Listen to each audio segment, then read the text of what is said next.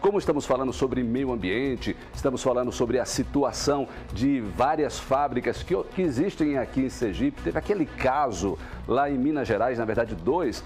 Neste momento, o governo do estado está reunido com órgãos ambientais para tratar de vários assuntos sobre situações de barragens, e a gente vai aproveitar para perguntar sobre isso tudo, sobre a Fafem, sobre tanques que existem aqui na Vale, na Mosaic, tudo isso. A gente vai conversar agora com a Aline Aragão. Ela está ao vivo lá nessa reunião. A reunião já acabou, Aline? Como está? Ainda está acontecendo a reunião? Quais as informações que você vai trazer agora para o telespectador da TV Atalaia? Boa tarde agora, Aline.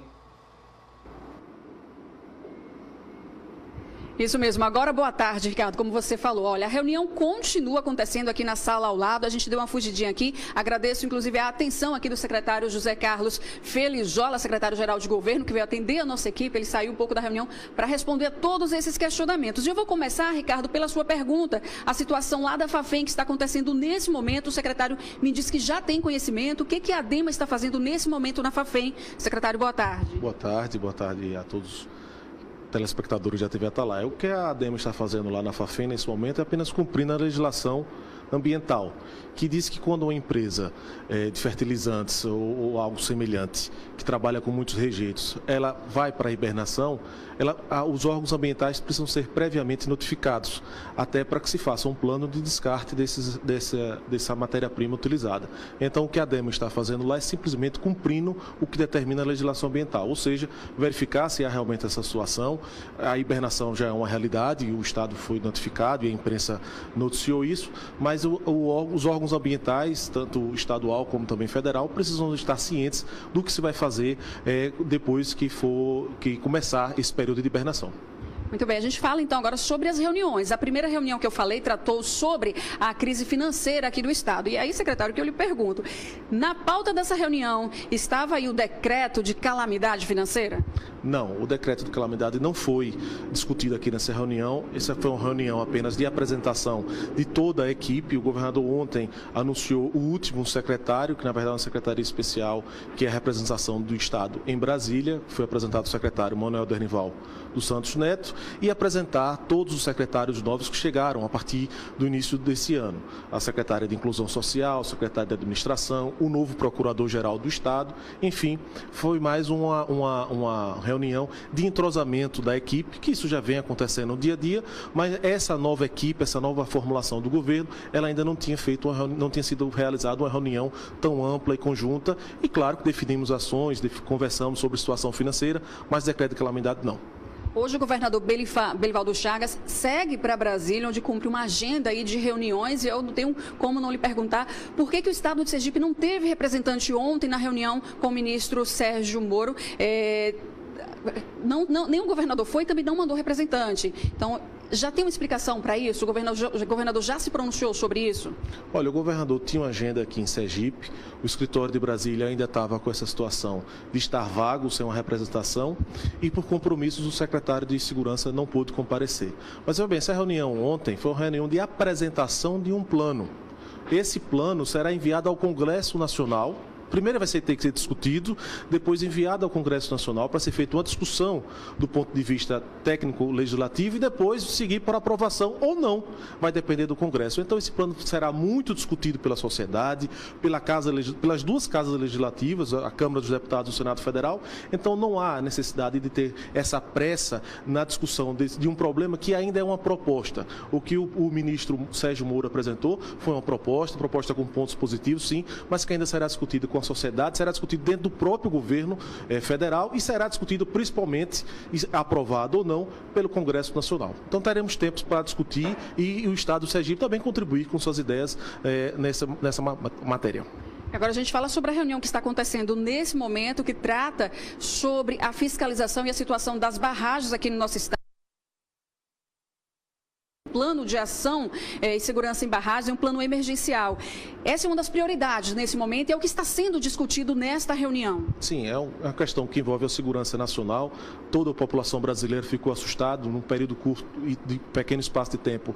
2 barragens no estado de Minas Gerais sofreram esse dano lastimável. Enfim, o estado de Sergipe está se precavendo, olhando a situação das suas barragens. Nós apenas temos 5 barragens administradas pela Cohidro e uma administrada pela DESO. Todas as outras barragens que estão no estado de Sergipe, ou elas são particulares ou são do governo federal através do DENOX, na sua maioria.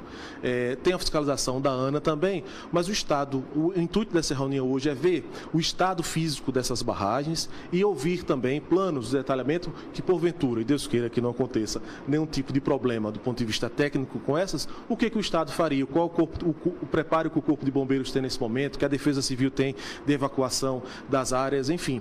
O Estado está fazendo apenas uma reunião preparatória para sempre manter a população segura e levar tranquilidade para a população. Em Sergipe, a gente não tem barragens como lá de Brumadinho, mas existem várias barragens abertas. Algumas delas apresentam algum tipo de risco. Tem a do Rio Poxim, que já foi citado pela Agência Nacional das Águas, mas tem mais alguma outra que possa apresentar algum risco para a população? Então, há uma diferença muito grande entre a barragem do Rio, lá de Brumadinho, e as barragens aqui no estado de Sergipe.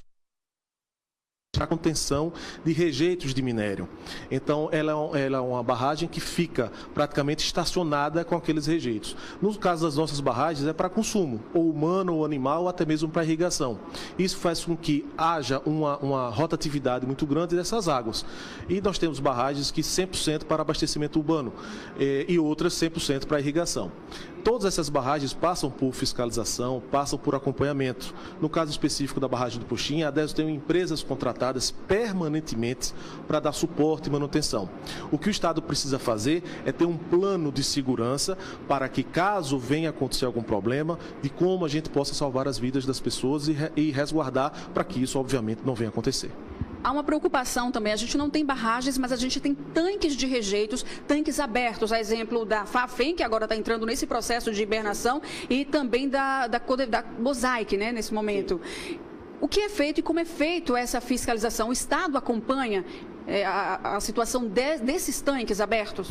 No caso de barragens, há um acompanhamento da ANA, que é a Agência Nacional de Águas. No caso de tanques, como eles são submersos, enfim, eles não precisam de ter um acompanhamento. E caso venha algum tipo de problema, não traria problemas para a segurança das pessoas, dos seres humanos. Apenas traria problemas ambientais, até porque se infiltraria pelo solo. Então, no caso dos tanques, tanto da Mosaico, que é uma empresa que trabalha parecidamente com a questão de minérios, assim como a Vale, passa mais por uma questão ambiental. Então, os órgãos de fiscalização ambiental, como a DEMA, os órgãos municipais e principalmente também o governo federal, através do IBAMA, é que eles tenham conhecimento e a fiscalização desses tanques.